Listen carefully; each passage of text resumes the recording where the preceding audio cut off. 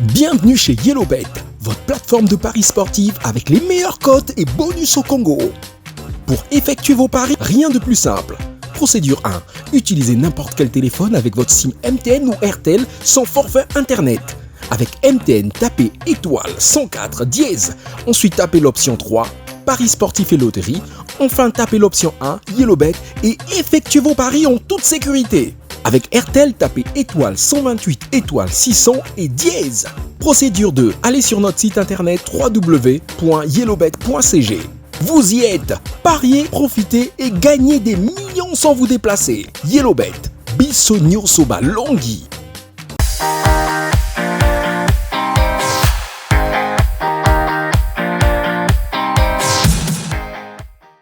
Nous sommes au rendez-vous comme d'habitude, chaque lundi, pour vous informer sur le sport congolais. Et au menu du jour de notre dégustation, nous allons donc parler de football et aussi de handball.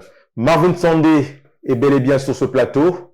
Sans oublier, il y a Achille Dikout qui est là aussi. Et nous aurons la présence de Jean-Gabin Zaba, le responsable marketing de YellowBet, qui sera avec nous tout au long de cette émission.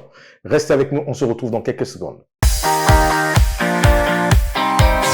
Ouvrons notre émission avec le football, avec cette affaire de la Fédération congolaise de football qui fait couler beaucoup d'encre dans le pays. Et avant de rentrer dans les débats en profondeur, nous allons d'abord écouter monsieur le maire de Luanzili à Pointe-Noire, Max Luemba, ancien président de l'AS Cheminot, qui a donné un peu son point de vue sur la situation actuelle de la Fédération congolaise de football et sur le football congolais en général, et a aussi présenté ses hommages du grand joueur Jean-Jacques Domba qui nous a quittés il y a quelques jours. On l'écoute. Le championnat auquel que nous jouons à l'époque n'est plus le même que ça actuellement. Et puis il y avait une certaine rigueur au niveau des dirigeants des ligues, parce que c'était des championnats de ligue par comme jouant. Après nous sommes tombés au championnat national et tout. Mais il y avait une rigueur, il n'y avait pas la complaisance que je constate là, où des gens peuvent partir de Kinshasa pour venir jouer un match à Brazza et reprendre le dernier bateau pour partir. Je l'ai vu, où j'ai vu des gars jouer sur des listes. Mais tout ça, ça nous rattrape par la suite. Ça finit par nous rattraper. Parce que vous faites parce que vous voulez faire du clientélisme, c'est très bien, mais ça finit par nous rattraper parce que toutes ces années-là, on demandait que nous soyons rigoureux, parce qu'à l'époque déjà, la FIFA avait mis des appareils là-bas pour que tous nos joueurs soient identifiés et des licences FIFA. On n'a pas voulu mettre ça en place, ça traînait là-bas au stade de la Révolution, ça m'a débat. Il y a aussi au plan moral. On peut pas être dirigeant et puis vivre de ça. C'est pas possible. Ce n'est pas possible. Vous ne pouvez pas aujourd'hui avoir des équipes de football et ne pas penser à mettre en place un pécule pour ceux qui jouent. Ce n'est pas possible. C'est dépassé ça. Aujourd'hui, c'est un métier. Il y a des gens qui ne font que du football. Il faut regarder comment intéresser les entreprises. Comment, à l'époque, c'était comme ça. On savait qu'il y avait des joueurs qui appartenaient à Cronenbourg, d'autres appartenaient à la SNDE, d'autres à Coraf et tout. Mais ces gars-là, à Cheminot, mais pourquoi la Cheminot ne roule plus comme avant? Parce que la Cheminot, l'entreprise n'existe plus. L'entreprise est morte, elle est déficitaire sur tous les plans. On peut dire qu'elle a arrêté. Du coup, elle ne peut plus recruter les joueurs comme par le passé et l'équipe est tombée. Alors, monsieur, on fait un peu le tour de table par rapport à ce qu'a dit donc Max Luemba, l'ancien président de l'AS Cheminot. Achille Dikout, qu'est-ce que tu penses de sa réaction d'abord sur la situation actuelle du football? Alors, mais c'est comme dernièrement avec le président Gamamba de V-Club, le président Max Luemba, on va dire, c'est un grand président par sa carrure, par le club qu'il a dirigé donc AS Cheminot, et aussi parce que après AS Cheminot, il a intégré le comité exécutif de la Fédération congolaise de football, où il avait même été premier vice-président sous le président Jean-Michel Mbono. Donc c'est en connaisseur, c'est en féru du football qu'il réagit. Il parle justement des réformes nécessaires dans notre football où, de façon globale, il pense que la responsabilité incombe aux dirigeants aussi bien de la fédération que ceux des clubs, parce que l'organisation du football congolais, comme il dit, doit se faire à partir de la base, et la base c'est la formation. Et donc c'est l'une des pistes de solution justement pour remonter le football. En fait, il rejoint un peu ce que le président Gamba avait dit, que eux, les présidents, ont les recettes pour remonter un peu le niveau de ce football. Il a parlé, par exemple, du fait que les joueurs doivent vivre justement de leur métier. Marvin, ça rejoint un peu ce que nous disons lors de notre dernière émission, c'est-à-dire que voir un peu ces jeunes, parce que dans chaque club aujourd'hui, il faut qualifier plus de 30 joueurs, et quand tu fais la comptabilité, ça nous ramène au moins à plus de 3000 joueurs au niveau du Congo qui vont être au chômage, et dont ce que disait un peu le président Max Lumba dans sa déclaration, qu'il faut vraiment penser à faire en sorte que ces jeunes-là puissent vivre de leur métier. Comment tu réagis, toi, par rapport à tout ce qu'il a dit, parce qu'il n'est pas hors sujet sur ce qu'il dit?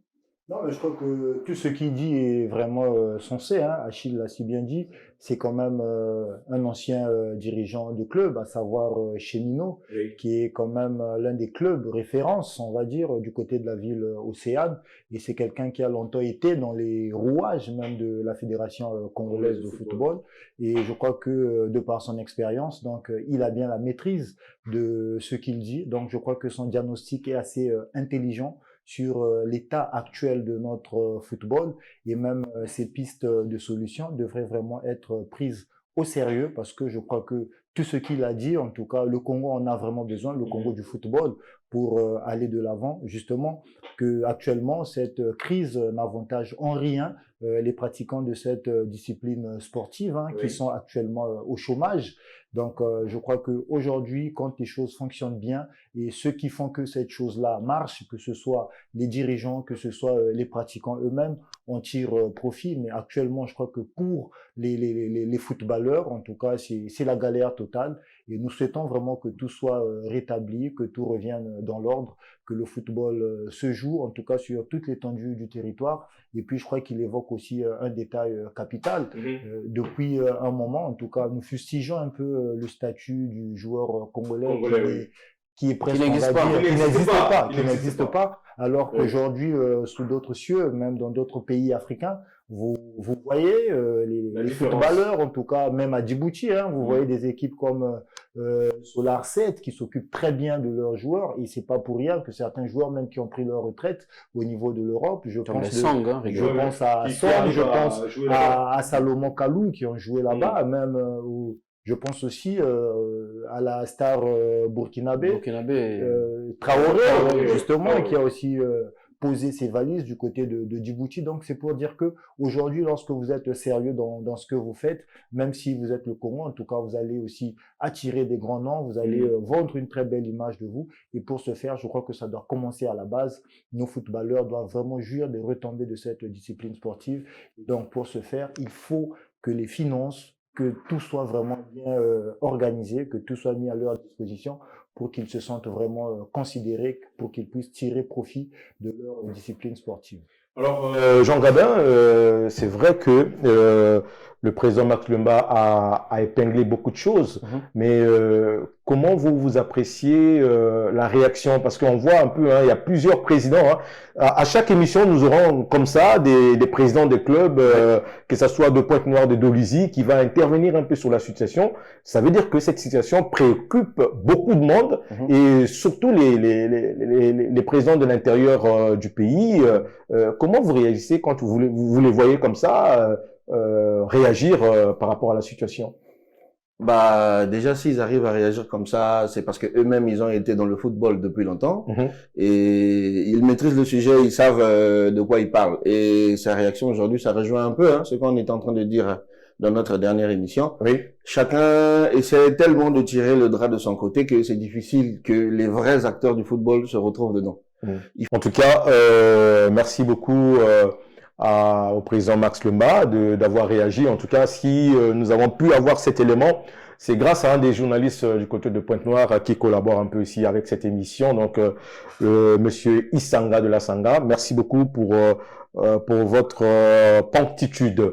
Et on dirait aussi un mot par rapport à ce qu'il a dit sur Ndomba, et on espère que d'ici peu, on aura les programmes, en tout cas, sur le décès de ce grand joueur qui a marqué le football congolais, et on le remercie d'avoir réagi sur ce point-là. Mais on reste toujours sur cette affaire de la FECOFOOT. Cette fois-ci, nous allons un peu aller plus en profondeur, en commençant donc par ce courrier du ministère des Sports qui a adressé un courrier justement au secrétaire général de la CAF le 14 octobre dernier.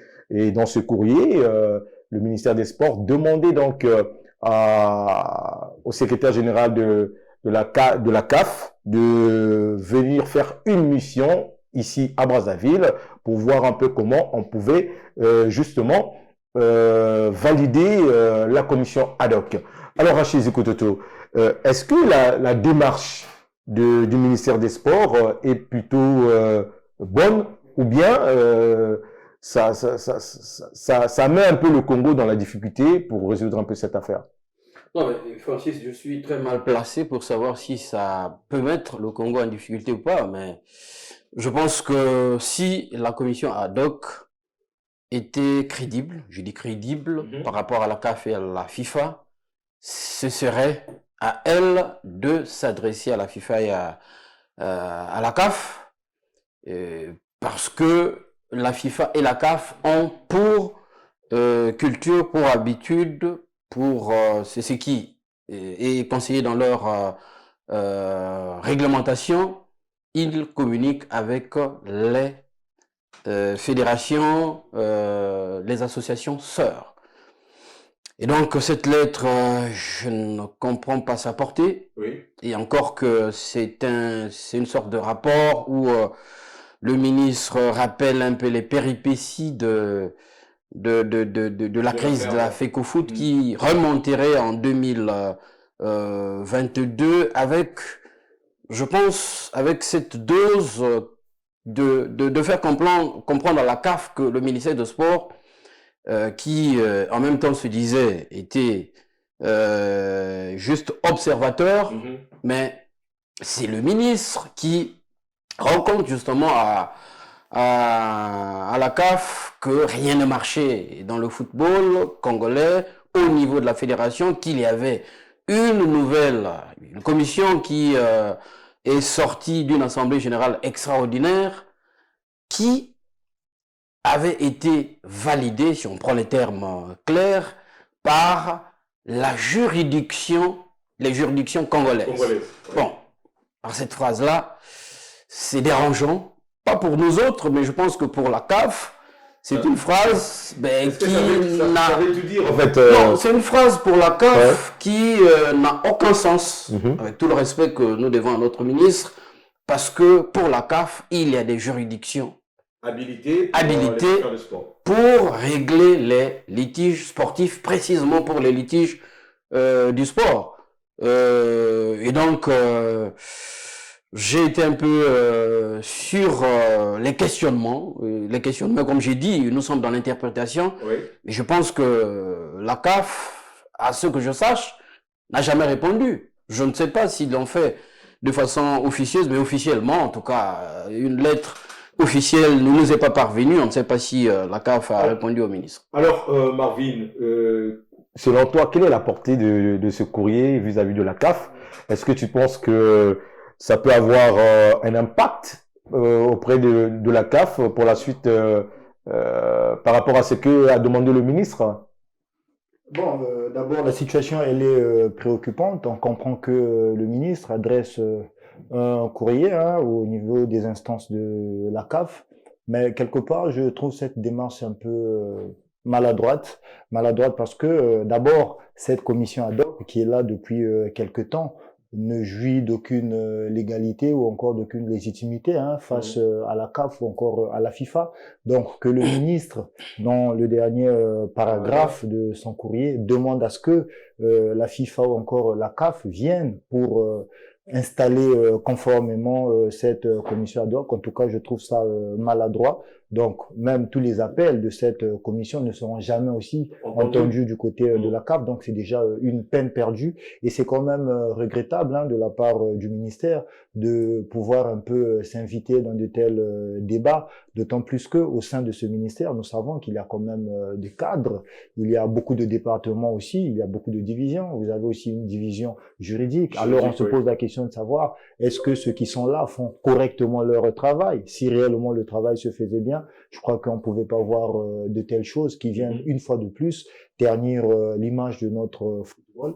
Et étant donné qu'aujourd'hui, aux yeux de la CAF ou encore de la FIFA, c'est le bureau de Mayolas qui est toujours reconnu. Donc, je crois que très vite, au niveau interne, le ministère des Sports devrait vraiment permettre à ce que, pour les temps restants, que l'équipe de Mayolas se dirige et après, on verra bien ce qu'il faudra faire. Donc, pour le moment, je trouve que c'est une note, c'est un courrier qui est vraiment maladroit, comme je l'ai dit, et je crois que la réponse de la CAF n'ira pas dans le sens des attentes du ministre. Donc voilà, ils vont simplement faire appliquer les textes et je crois que ça va en notre défaveur. Alors, Jean Gabin, tu es du même avis que Marvin par rapport à cela, cette démarche du ministère des Sports. Bon, tu voudrais bien voir cette commission. Globalement, le ministère, normalement, peut-être qu'ils se sont dit en tant qu'arbitre, ils sont en train d'assister à une crise qui existe depuis un bon moment. Ils se sont dit que peut-être qu'ils vont prendre une initiative pour essayer de poser les choses.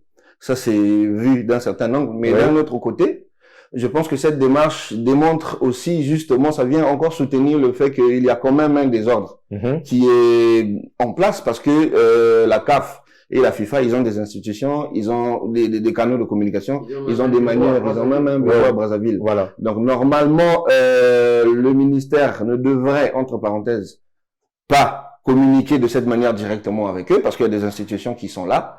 Donc, toutes ces choses, moi, je me dis de manière globale, ça vient encore soutenir le fait qu'on dise qu'il y a un manque d'organisation. Donc, il faut retourner dans les bases, essayer de voir qui fait quoi et qui fait quoi comment. Exactement. Pour que justement les choses se déroulent de la manière dont ça devait se dérouler, Marvin. Marvin, pour finir. Et puis je crois que même ce courrier, il vient accuser, on va dire, l'équipe de Mayolas de ses manquements, mais n'oublions pas que ce même courrier aussi rappelait quelques faits historiques remontant à 2022. Ils ont évoqué cette déclaration conjointe entre la Fédération congolaise de football et le ministère des Sports sous l'égide quand même de la CAF et de la FIFA qui avait pour mission de redresser le football congolais. Et si aujourd'hui cela n'a pas marché, je crois qu'on doit quand même interroger les deux parties. Le ministère des Sports d'un côté et FECOFOOT de l'autre. Qui s'est retrouvé chaque jeudi. Chaque jeudi, vouloir jeter le dévolu sur la FECOFOOT seule, je crois que ça fait quand même preuve de mauvaise foi. Alors, nous allons toujours rester dans cette affaire, mais cette fois-ci, on va tourner une petite page pour parler du courrier qu'a envoyé la Fédération internationale de football au secrétaire général de la FECOFOOT du COMEX, Monsieur Badji Mombo. Et dans ce courrier, on va pas aller dans les détails, mais ce qu'il faut retenir, c'est que la FIFA demande à ce que le COMEX puisse être rétabli dans ses prérogatives dans les 8 jours après avoir reçu ce courrier. Sinon, il y aura des décisions qui seront prises.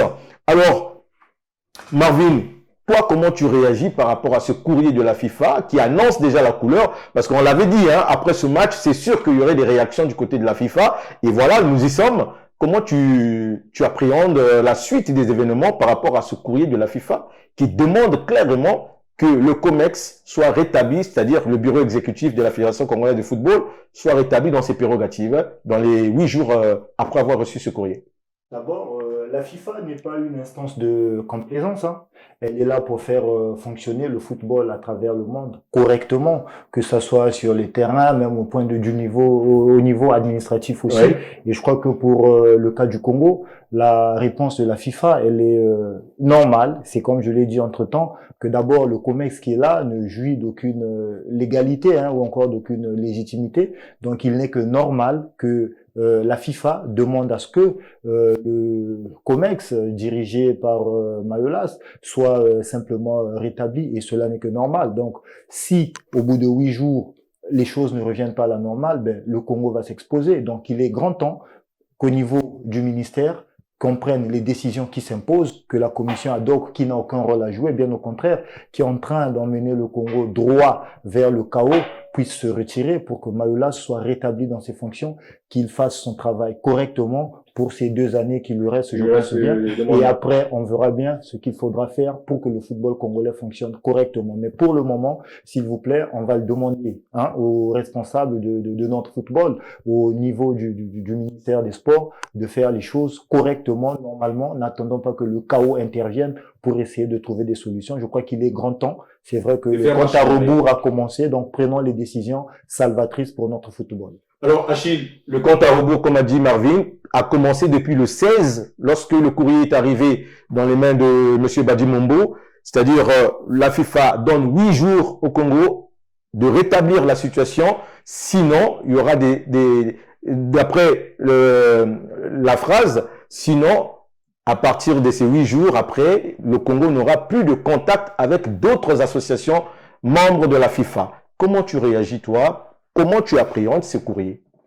Je pense que c'était prévisible. Nous l'avons dit ici. N'en déplaise à ceux qui sont parfois dans les théories que je ne saurais qualifier. Nous savions qu'on devait arriver justement à ce point. Et les téléspectateurs de Vox se rappellent du reportage que nous avons effectué quand la CAF et la FIFA sont venus superviser l'Assemblée générale extraordinaire de la Fédération congolaise de football.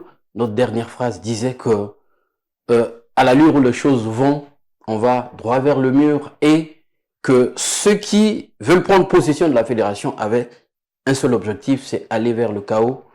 Et c'est là où nous sommes en train de nous diriger, parce que les signaux montrent que personne ne se préoccupe du football congolais.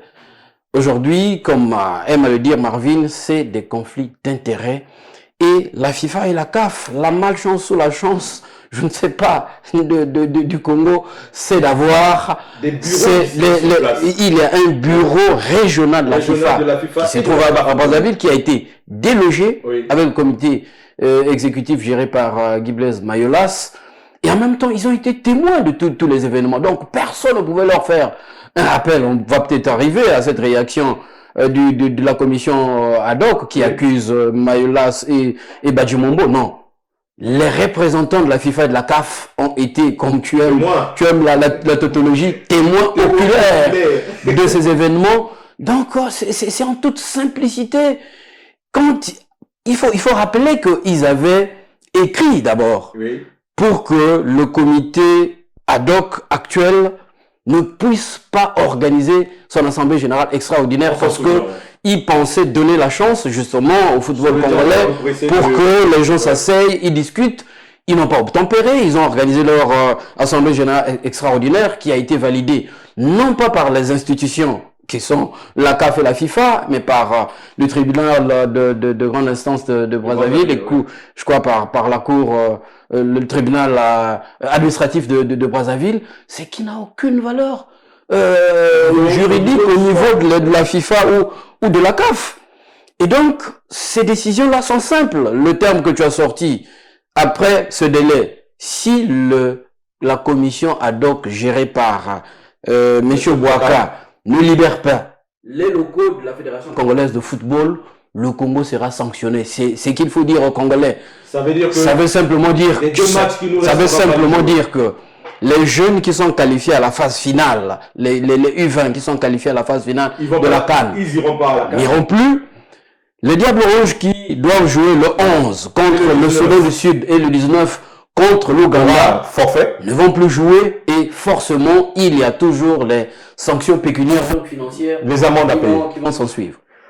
Alors, Jean-Gabin, voir la situation actuelle, comment ça se présente, tu as l'air débité. Bon, débité peut-être pas forcément, mais il fallait s'y attendre. Hein. On avait parlé de ça ici à notre dernière émission. On craignait bien que ça arrive. Et je pense que là, c'est pas encore pire, mais je pense que c'est déjà un carton jaune. C'est un signal fort pour dire que, écoutez, nous savons ce qui est en train de se passer, regardez à quoi vous êtes exposé. Donc je pense que c'est le moment où vraiment que les gens devaient prendre les choses en main pour pouvoir se régler, parce que là nous sommes carrément au dernier virage. Et Parce la que situation de l'équipe... Le 16, sans vous couper, le 16, aujourd'hui on est le 21, ça veut dire il reste combien de jours avant? Il reste 3 jours avant la date butoir, il reste 3 jours, je vous en prie. Il reste 3 jours, comme vous dites, et dans les 3 jours, il faut regarder le sommet des problèmes qu'il y a à régler derrière. Est-ce qu'ils vont le faire en 3 jours? Parce qu'il faut voir après, c'est comme l'a dit, c'est les U20 qui ne vont plus y aller, c'est les 2 matchs qu'on va prendre forfait. Est-ce que vraiment on est prêt à perdre tout ça juste à cause de cette situation? Quand la FIFA sanctionne, cette sanction ne peut être levée que si vous vous conformez justement à ce qui vous avait dit en amont, donc c'est-à-dire rétablir le comité exécutif géré par Guy Blaise Mayolas. La minute du sponsor. Bienvenue chez YellowBet, votre plateforme de paris sportifs avec les meilleures cotes et bonus au Congo. Pour effectuer vos paris, rien de plus simple. Procédure 1. Utilisez n'importe quel téléphone avec votre SIM MTN ou RTL sans forfait internet. Avec MTN, tapez étoile 104 dièse. Ensuite, tapez l'option 3, paris sportifs et loterie. Enfin, tapez l'option 1, YellowBet et effectuez vos paris en toute sécurité. Avec RTL, tapez étoile 128 étoile 600 et dièse. Procédure 2. Allez sur notre site internet www.yellowbet.cg. Vous y êtes. Pariez, profitez et gagnez des millions sans vous déplacer. YellowBet. Bissonio Soba Longhi. Alors, Gabin, quels sont donc les modèles de paris qui existent chez vous? Parce que c'est quand même très important pour nos téléspectateurs de savoir. Ok, donc pour nos chers téléspectateurs, ceux qui suivent le Mag des Sports et ceux qui sont les amoureux du pari sportif, sur notre plateforme qui est très fluide, nous avons 4 modes de paris.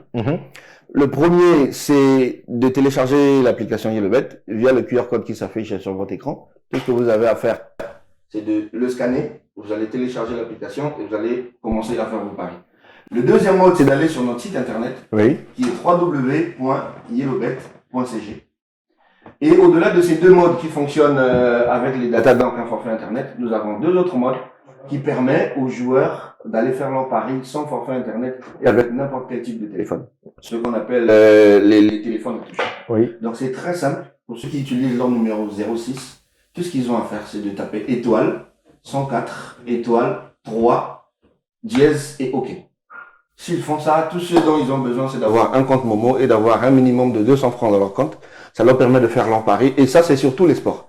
Pas seulement sur le football. Ils peuvent parier sur le handball, sur la boxe, sur le MMA, sur tout.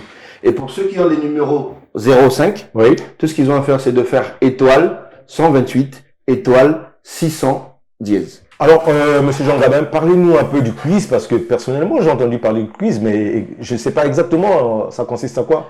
Ok, le quiz, c'est juste un petit mécanisme qui nous permet de donner l'opportunité à nos amis parieurs de toujours avoir de quoi jouer. Parce qu'on n'a pas les sous tous les jours, mais c'est notre manière à nous, en fait, de les remercier ou de les donner de quoi jouer. Comment ça se passe? C'est très simple. Vous allez sur notre page Facebook. Tous les mercredis, nous organisons un petit quiz avec des questions en lien avec le sport. Tout ce que vous avez à faire, c'est n'importe quel sport ou bien n'importe quel sport, le sport en général. N'importe quel sport, tout ce que vous avez à faire, c'est d'aller sur notre page, de répondre aux questions. Et chaque semaine, nous créditons plus de 4000 francs CFA de paris gratuits à ceux qui gagnent à ce quiz-là. Donc, il y a une dizaine de joueurs qu'on récupère toutes les semaines qui ont répondu correctement aux questions du quiz. Et ça leur permet justement d'être crédités et ça leur permet justement d'avoir de quoi faire leur jeu. En tout cas, c'est très intéressant.